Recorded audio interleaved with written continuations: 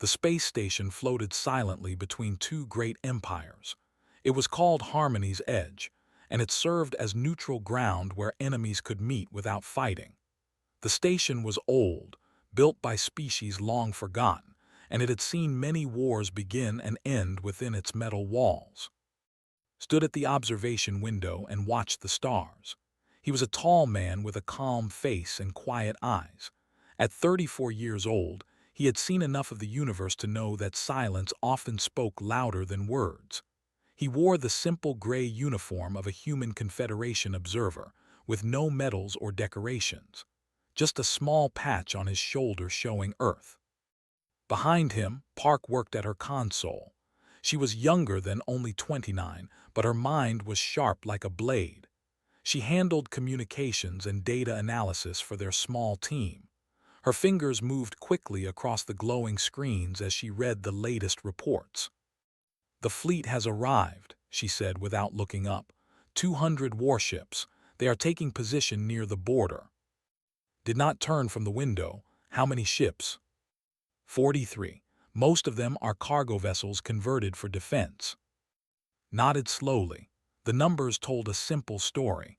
The Federation was about to be destroyed. They were a reptilian species known throughout the galaxy for their conquest. In 4,000 years, they had taken 12 star systems. Their scales were thick like armor, their teeth sharp like knives, and their culture was built on the idea that the strong should rule the weak. They had never lost a war. They were different. They were an amphibian people who lived in great underwater cities. They valued art, science, and peace. They had no army until 50 years ago, when they finally realized that the universe was not as kind as they had hoped. But 50 years was not enough time to prepare for The door behind opened with a soft sound. He turned to see 3 alien figures enter the observation room. They were observers from other species, sent by the Galactic Council to watch and document the coming war. The first was a tall with wings folded against his back. His name was Elder Moth, and he was very old. His compound eyes reflected the starlight as he moved to a seat near the window. The second was a crystalline being that seemed to be made of living glass. It did not speak, but communicated through light patterns that flickered across its surface. The third was a fur-covered creature with 6 arms, from a species did not recognize. It looked nervous. All of them looked at the humans when they entered. They whispered to each other in languages could not understand, but he knew what they were saying. He had seen that look before.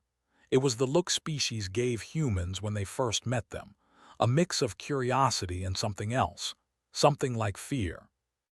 Ignored them and returned to watching the stars. An hour later, the main screen in the observation room came alive. The face of a commander appeared. His scales were dark green, almost black, and his yellow eyes burned with confidence. This was Supreme Commander, leader of the invasion fleet.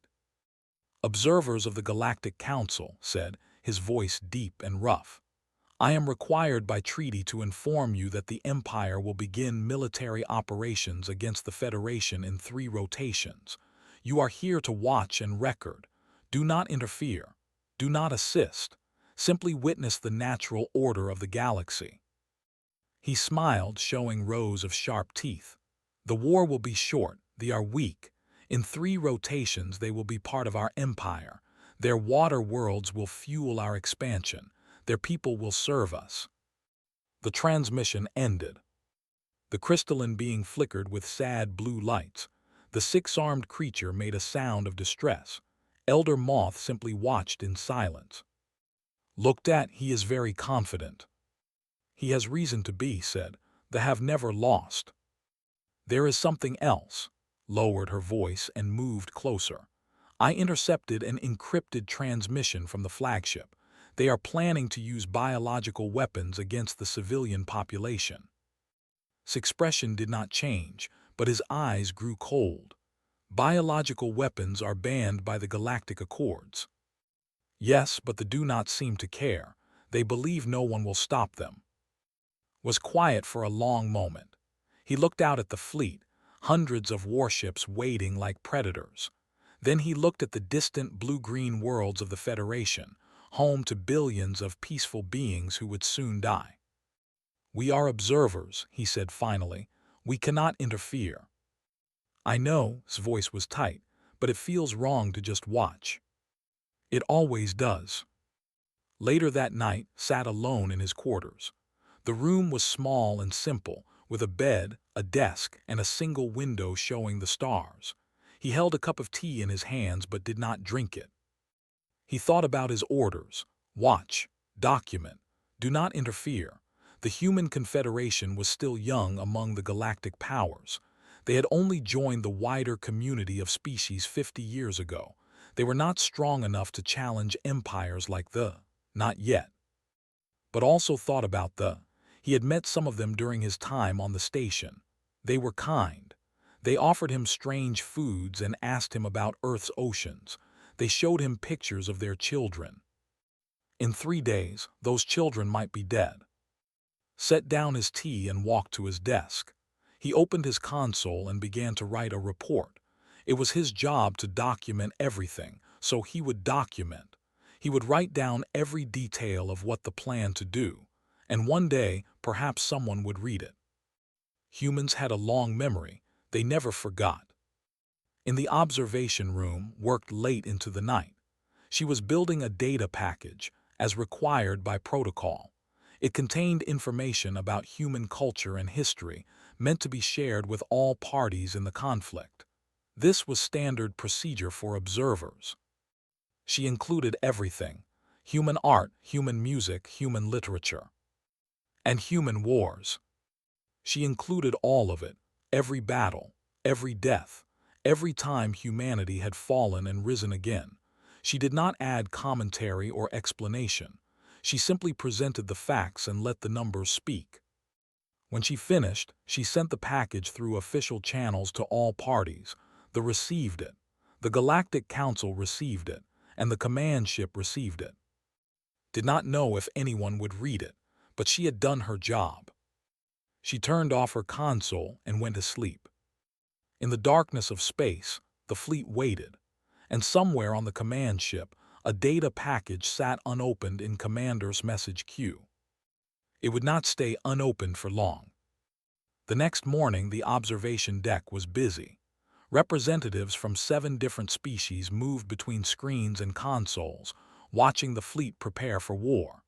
The air was thick with tension, and everyone spoke in quiet voices. Stood in his usual spot by the window. He had not slept well, but his face showed nothing. He watched the distant lights of and thought about the people living there. They were probably afraid. They had every reason to be. Park brought him a cup of coffee. She looked tired too. "They have moved 3 more ships into attack position," she said. "They are not wasting time." Took the coffee and nodded his thanks. 2 more days. 2 more days, repeated. The words felt heavy. A commotion near the entrance caught their attention. A diplomat had entered the observation deck. Her name was Ambassador Lyra, and she was one of the few allowed on the station. Her skin was a soft blue-green, and her large eyes were filled with fear. She moved from one observer group to another, speaking quickly, desperately. Watched as she approached the crystalline being first. Light patterns flickered between them, but the crystal's colors shifted to a cold gray. It was saying no. Lyra moved to the 6-armed creature. She spoke for several minutes, her hands clasped together in a gesture of pleading. The creature looked away and said nothing. One by one, she approached every observer group on the deck, and one by one they all refused her. They cited neutrality. They cited protocol. They cited the rules of the Galactic Council. Finally, Lyra stood alone in the middle of the deck. Her shoulders shook slightly, and for a moment thought she might cry. Then she saw him. She walked toward the human slowly, as if she had already given up hope. When she reached, she did not speak immediately. She just looked at him with those large, sad eyes. "You are the human observers," she said at last. Her voice was soft and musical, like water over stones. "Yes," said. "I have asked everyone else. They all say no. They say they cannot help. They say they must remain neutral. Lyra paused. I do not know much about humans. You are new to the galaxy, but I have heard stories. What kind of stories? Lyra looked down at her webbed hands. Stories that you are different, that you do not always follow the rules, that you care about things other species do not care about. Was silent. My people are going to die, Lyra continued. That will kill them all, not just our soldiers, our children, our elders, our artists and teachers and healers. They will turn our oceans red with blood. Her voice broke. Is there nothing you can do? Looked at her for a long moment. He saw the fear in her eyes, the desperate hope that had been crushed again and again. He thought about his orders. He thought about what he could say. We are only here to watch, he said finally. His voice was gentle but firm. Lyra closed her eyes. A single tear rolled down her blue-green cheek. She nodded slowly, as if she had expected this answer. Then she turned and walked away without another word. Watched her go. That was hard, she said quietly. Yes, agreed, it was. That evening received an unexpected visitor. There was a soft knock on his quarters door, and when he opened it, he found Elder Moth standing in the corridor. The ancient bowed his head in greeting. May I enter? Moth asked. His voice was dry and papery, like old leaves rustling in the wind. Stepped aside and let him in. The room was small, but Moth folded his wings tightly and found a place to stand. His compound eyes studied with an intensity that was almost uncomfortable. I have been watching you, Moth said, and your assistant. You are not like the other observers. We are doing our job, said, nothing more. Perhaps, Moth tilted his head, but I have spent many years studying your species. I have read your histories, your literature, your records of war and peace. I find humans fascinating. Waited. Do you know why the other species on this station are afraid of you? Moth asked. No. Because they have also read your history. Moth moved closer. They see humans as a young species, primitive, harmless. They believe you are still learning how to survive in the galaxy. They are wrong. We are not a threat to anyone, said carefully. Not yet, Moth agreed. But that is not what frightens people. What frightens them is what you have done to yourselves. He paused. I have read about your world wars, your atomic fires, your ability to destroy your own cities and then rebuild them stronger. I have seen the numbers. Said nothing. In a single century, humans killed more of their own kind than they have killed in 4,000 years of conquest. Moth's voice was barely a whisper. And yet you survived. You grew. You reached the stars. How is this possible? Thought about the question. He thought about the history books he had read as a child, the stories of destruction and rebirth, the endless cycle of war and peace. We do not give up, he said finally. When we fall, we get back up. When we lose, we try again. It is just who we are. Moth studied him for a long moment. They do not understand this. They have never faced a species that could survive what you have survived. They have never faced a species that could do what you have done and still want more. We are not here to fight anyone, said. We are observers. I know, Moth moved toward the door. But I wanted to warn you, they will underestimate you.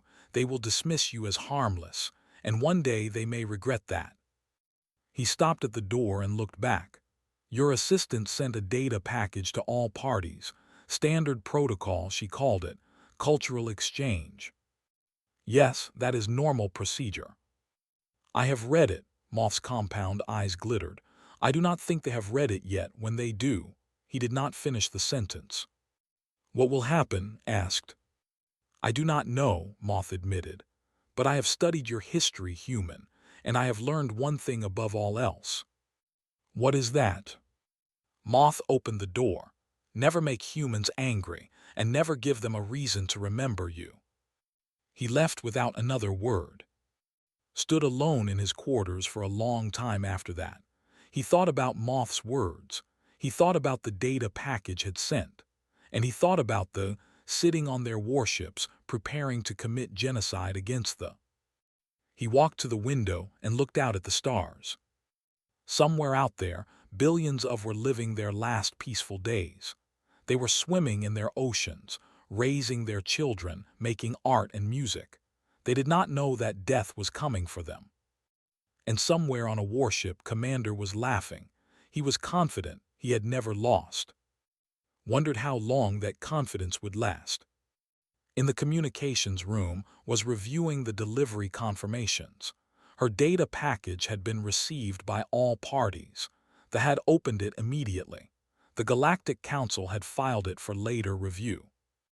The command ship had marked it as low priority. But it was there, waiting. Smiled slightly and turned off her console.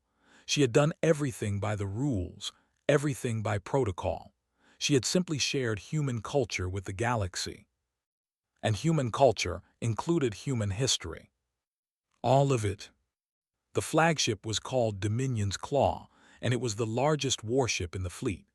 It stretched for 3 kilometers, covered in weapons and armor. Inside its command center, Supreme Commander sat on his throne and watched the final preparations for war.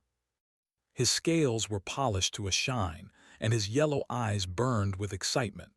Tomorrow, he would give the order to attack. Tomorrow, they would learn what it meant to be weak. Tactician stood beside him holding a data tablet, was smaller than with gray scales and careful eyes. He was responsible for strategy and planning. Unlike, he did not enjoy war. He simply understood it. Commander said, "We have received several data packages from the observers on Harmony's Edge. Standard cultural exchange documents." Waved his clawed hand dismissively. "Delete them. I have no interest in alien cultures." "Protocol requires us to review them," said carefully. "The Galactic Council tracks these things." Hissed in annoyance, "Fine, give me the summary." Scrolled through the data. Most are simple art collections, music files, scientific papers, nothing important. He paused. "But there is one from the human observers." Humans laughed. It was a harsh sound like rocks grinding together. The primitives, what could they possibly have to share? "I do not know. Shall I delete it?" Thought for a moment. He had heard of humans, of course, a young species from a small planet called Earth. They had only been part of the galactic community for 50 years. They had no powerful fleet, no great empire. They were nothing. But something made him curious. The humans had sent observers, just like the other species. It was unusual for such a young race to participate in these events. "Play," it said. "Let us see what the primitives want us to know." Activated the data package on the main screen. It began with images and text explaining human culture, art from different periods, music from different lands, watched with bored amusement. "They paint pictures," he said. "How primitive." But then the package moved to history. It started with ancient times, saw images of humans fighting with simple weapons, swords, spears, arrows. He laughed at their crude technology. The history continued. Empires rose and fell. Wars were fought over land and resources. Found it mildly interesting. These humans were violent like most young species. They would learn eventually. Then the data reached something called the 20th century. The screen filled with new images, new numbers, and stopped laughing. World War I, the first truly global conflict in human history. The data showed trenches stretching across entire continents, millions of soldiers dying in mud and blood, chemical weapons turning lungs to liquid, 20 million dead in 4 years. Leaned forward in his throne.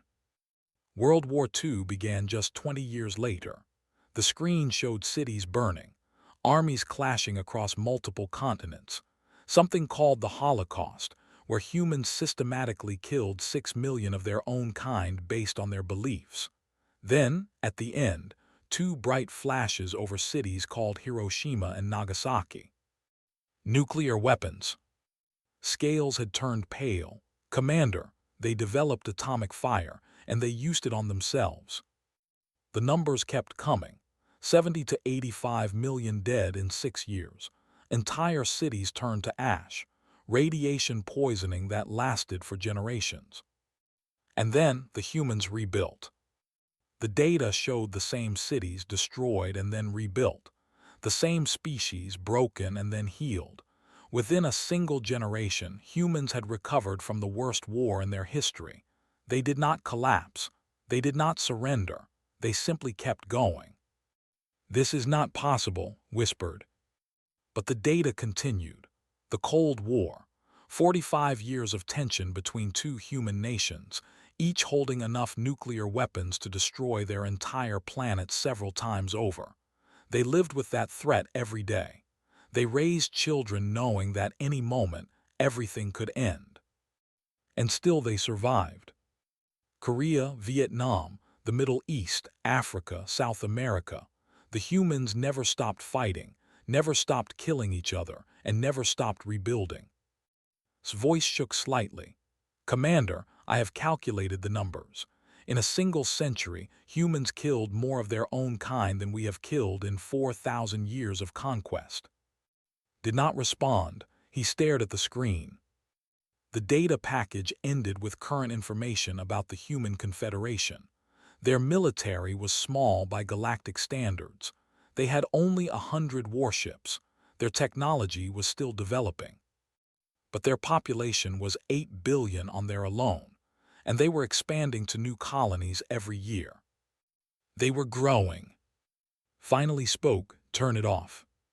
Deactivated the screen. The command center was silent. The other officers stood at their stations, afraid to speak. Sat on his throne and thought. He had conquered 12 star systems. He had destroyed armies and enslaved populations. He had never known fear. But now, looking at the empty screen, he felt something cold in his stomach. "These humans," he said slowly, "they did all of this to themselves." "Yes, Commander." "And they survived." "Yes, Commander." "How?" Voice was harsh. "How does a species survive this level of destruction? How do they not simply destroy themselves completely?" Hesitated. "I do not know. The data does not explain it. It simply shows what happened." Stood from his throne and walked to the viewing window. Outside, the stars burned cold and distant. Somewhere among them was a small planet called Earth, home to a species that had survived horrors beyond imagination. The humans on that station said, "The observers, what do they want?" "They say they are neutral. They are only here to watch and document." "Watch," repeated the word like it was poison. "They are watching us." Moved to stand beside him. "Commander, the humans have no defense treaty with the... They have no reason to interfere. They are too weak to challenge us." "Are they?" Turned to face his tactician. "Look at what they did to themselves. Look at what they survived, and you call them weak." "I mean militarily. Their fleet is small. Their technology is inferior." "For now," pointed at the dark screen. "That data says they have only been in space for 50 years. 50 years and they already have 100 warships. What will they have in 100 years? In 1,000? Had no answer. Returned to his throne but did not sit. He paced back and forth, his claws clicking on the metal floor. "We have conquered many species," he said. "We know how to break them. We destroy their military, occupy their worlds, crush their spirit. Within a generation, they accept their place in our empire." He stopped packing. "But these humans, they do not break. Their own history proves it. They destroy themselves and then rebuild. They fight wars that should end them and then come back stronger." His voice dropped to a whisper. "What happens when we give them a reason to fight us?" Said nothing. "They are watching us," said again. "They are sitting on that station watching everything we do, and they will remember." He looked at the black screen one more time. In his mind he could still see the images, the trenches, the burning cities, the nuclear fire. And the survivors standing in the ashes, ready to start again. "Get me a secure channel to the human observers," said suddenly. Looked surprised. "Commander."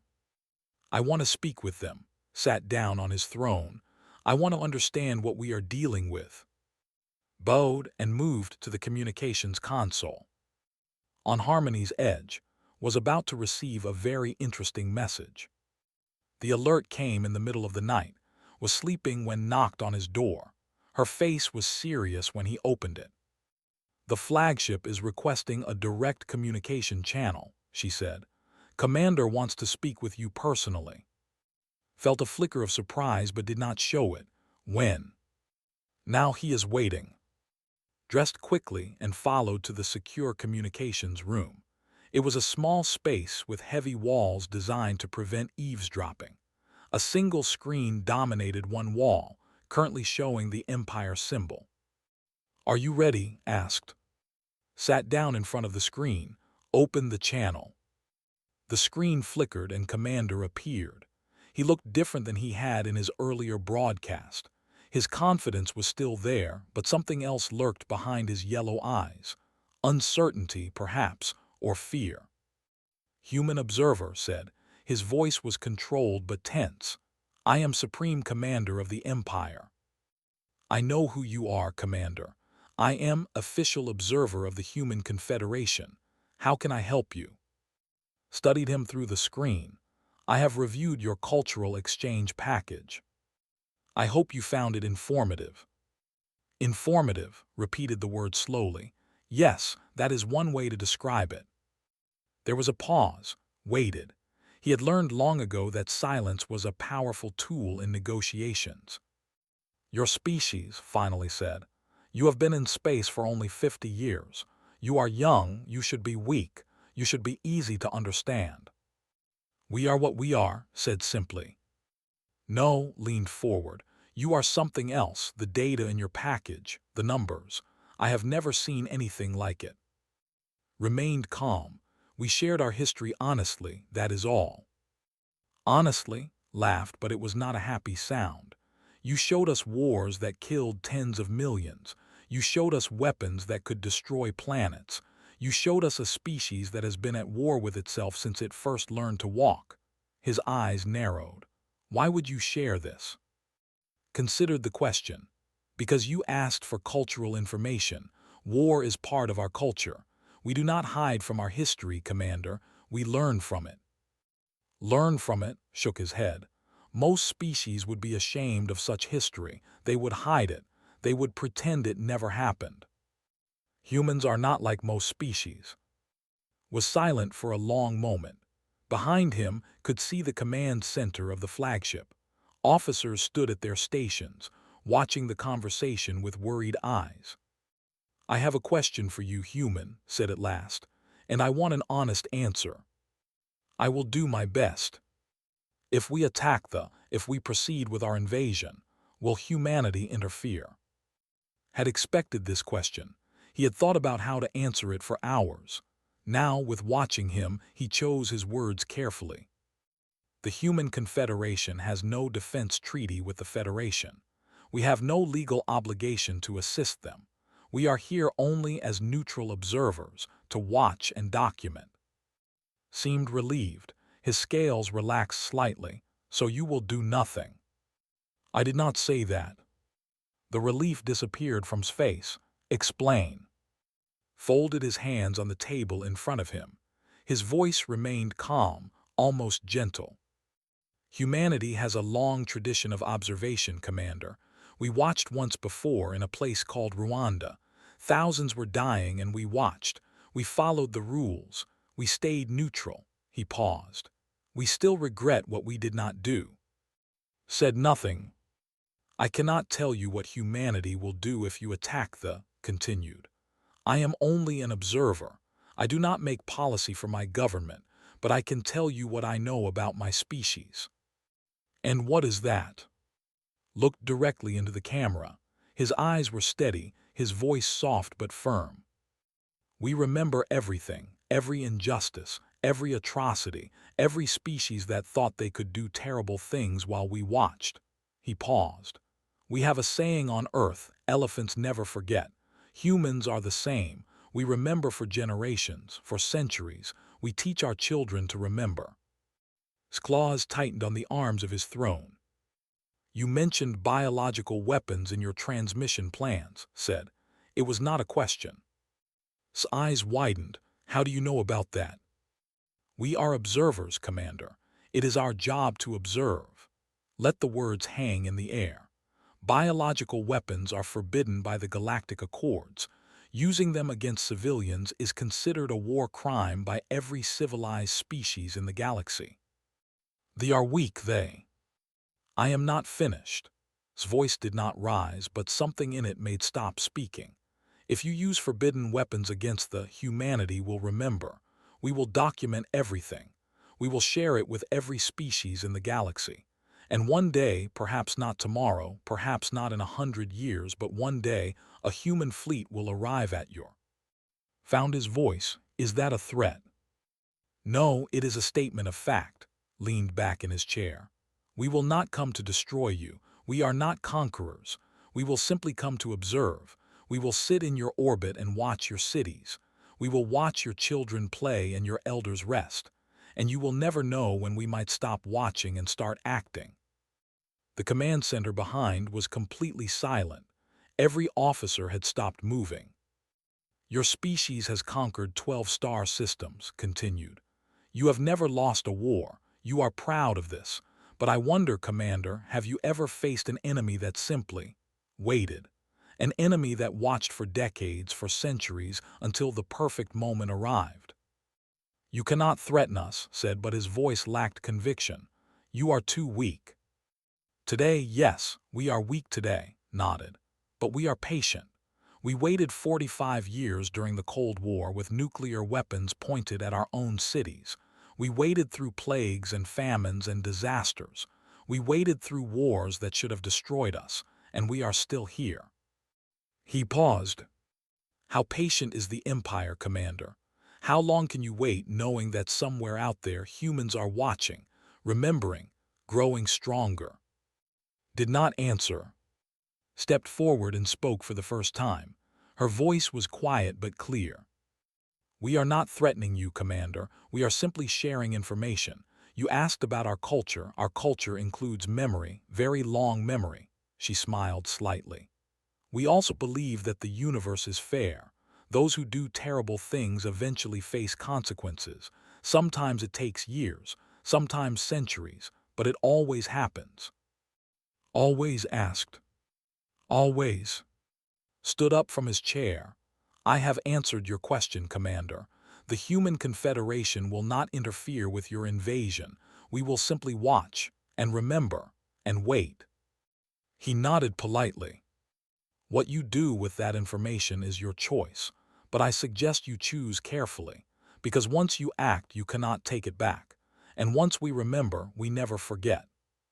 The screen went dark. Sat alone in his command center for a long time. His officers did not dare to speak. They simply waited, watching their commander stare at the empty screen. Finally, Tactician approached. Commander, what are your orders? Did not respond immediately. He was thinking about the human's words. He was thinking about the data he had seen, the wars, the weapons, the endless cycle of destruction and rebirth. And he was thinking about the future, a future where human fleets grew larger every year, a future where humans spread across the galaxy, remembering everything, forgetting nothing. He said at last, I need you to prepare a full strategic analysis. I want to know everything about humanity, their military, their colonies, their growth projections. Commander, I want to understand what we are dealing with, stood from his throne, and I want you to calculate one thing above all else. What is that? Walked to the viewing window and looked out at the stars. If we make them our enemy today, how long until they are strong enough to destroy us? Swallowed hard. I will have the analysis ready within the hour, Commander. In the darkness of space, the war had not yet begun, but something had changed, and on both sides of the border, beings waited to see what would happen next. 3 days passed. The deadline for the invasion came and went, and nothing happened. On Harmony's edge, the observers watched in confusion. The fleet remained in position, 200 warships waiting at the border, but they did not attack. They did not move. They simply floated in the darkness of space, silent and still. Stood at the observation window and watched the distant lights of the fleet. Beside him, Park checked her console for updates. "No change," she said. "They have not advanced. They are reporting no attacks on any of their worlds." "Interesting," said quietly. "What do you think is happening?" "I think Commander is thinking." On the flagship, that was exactly what was happening. Commander had not slept in 3 days. He sat in his private chambers, surrounded by data screens showing analysis after analysis. Tactician had done his work well. The projections were clear. Currently, the Empire had overwhelming military superiority over humanity. They could destroy the human confederation if they attacked now. It would cost them, but they would win. In 50 years, the balance would shift. Human technology was advancing faster than any species in recorded history. Their population was growing. Their colonies were spreading.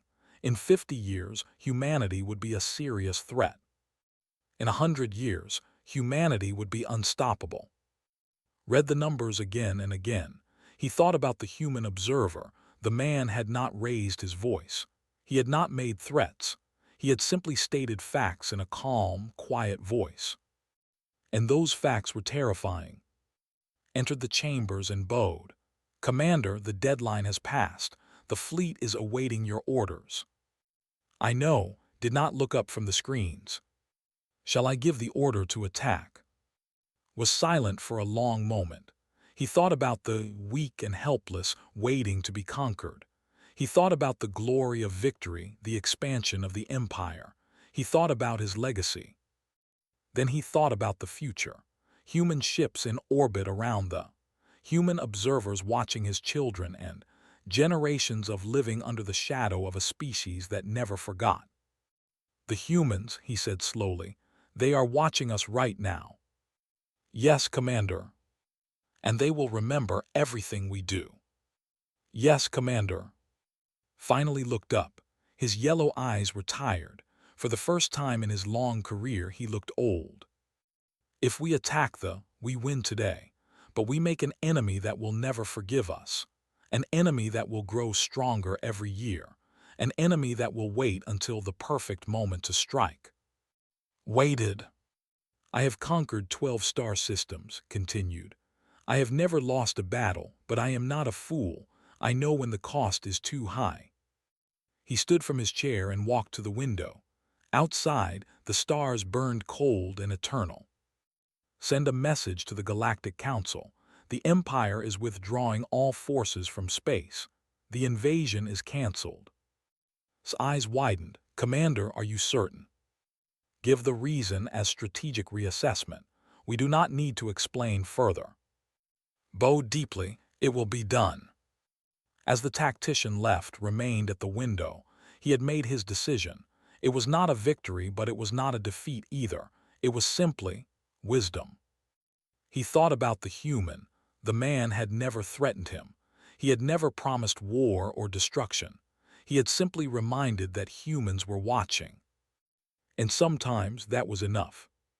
The news reached Harmony's Edge within the hour. The fleet was withdrawing. The war was over before it began. The observation deck erupted in shocked reactions. The crystalline being flickered with bright colors of disbelief. The 6-armed creature made sounds of relief. Elder Moth simply nodded slowly, as if he had expected this all along. Ambassador Lyra was the first to reach the humans. She rushed across the deck with tears streaming down her face. When she reached, she stopped and stared at him with wide, wondering eyes. "They are leaving," she said. Her voice was shaking. "They are leaving. They are not going to attack." Nodded, "So I have heard." "What did you do?" Lyra grabbed his hands. "How did you stop them?" Looked at her calmly. "I did nothing. I am only an observer." "Please," Lyra's voice was desperate. "I must know. My people were going to die, and now they are safe. What happened?" Gently freed his hands. He looked at the ambassador with kind eyes. I told them the truth, he said simply. I told them that humans are observers. We watch, we document, we remember. He paused. And sometimes the things we remember change the future. Lyra did not fully understand, but she bowed her head in gratitude. Thank you. Whatever you did, thank you. My people will never forget. She walked away, still crying, but now they were tears of joy. Moved to stand beside, she will tell everyone that we saved them.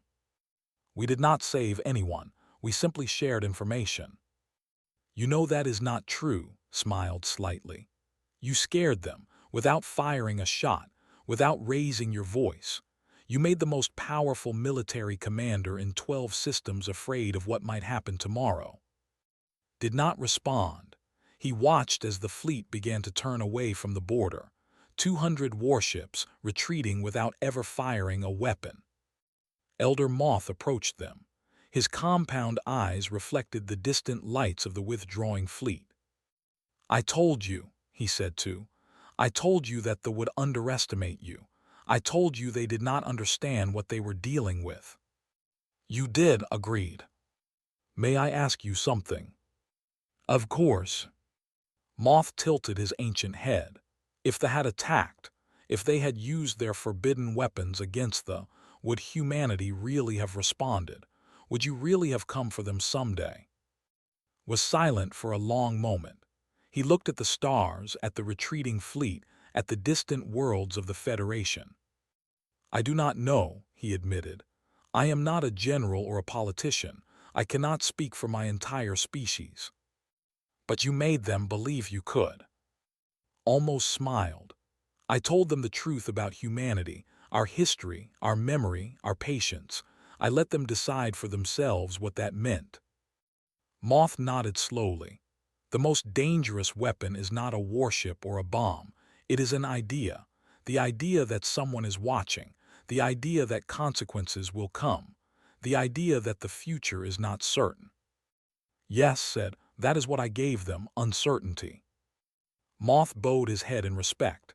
You are a dangerous species, humans, not because of your weapons, but because of your minds. He walked away, his wings folding tightly against his back. The next morning and boarded their shuttle to return home. Their mission was complete. They had observed, they had documented, they had done their job. As they walked through the station, other species watched them pass. Some looked at them with fear, some with respect, some with hope. Noticed none of it. He was already reading reports about his next assignment. But noticed. She saw the way aliens moved aside to let them pass. She saw the whispered conversations that stopped when they approached. She saw the new reputation that humanity was building, one quiet moment at a time. In the shuttle, as they prepared for departure, asked one final question. Do you think they will ever attack, not though but anyone? Considered the question. Perhaps they are a proud species, they will not stay afraid forever. Then what was the point, if they attack someone else? Then we will be watching, looked at her with calm eyes, and they will know we are watching, and they will have to decide if it is worth the risk. He turned back to his console. That is all we can do, watch, remember, wait. We cannot control what other species do. We can only remind them that there are consequences, that someone is paying attention, that the future is long and humans never forget. The shuttle lifted off from Harmony's edge. Through the window, watched the station grow smaller. Somewhere in the galaxy, the fleet was returning home. Somewhere else, they were celebrating their survival. And somewhere on 1,000 different worlds, other species were reading about what had happened, about the young species called humanity, about the observers who had stopped a war without firing a single shot. The stories would spread, the reputation would grow, and one day, perhaps, other species would think twice before committing atrocities while humans were watching. Closed his eyes and rested. His job was done. But humanity's work was just beginning. In his personal log, Elder Moth wrote his final entry about the incident. His words would be studied by scholars for centuries to come. The humans did not fire a single weapon. They did not raise their voices. They did not threaten or demand. They simply existed and reminded the galaxy what that means. They are observers, they say. They are only here to watch, but I have seen what happens when humanity watches. I have seen empires reconsider their choices. I have seen wars end before they begin. And I have learned the most important lesson of all: never give humans a reason to remember you, because they will. Forever. The shuttle carrying and Park disappeared into the stars. Behind them, the galaxy continued to turn. Wars would still be fought. Species would still rise and fall. But now, everyone knew that someone was watching. And that made all the difference.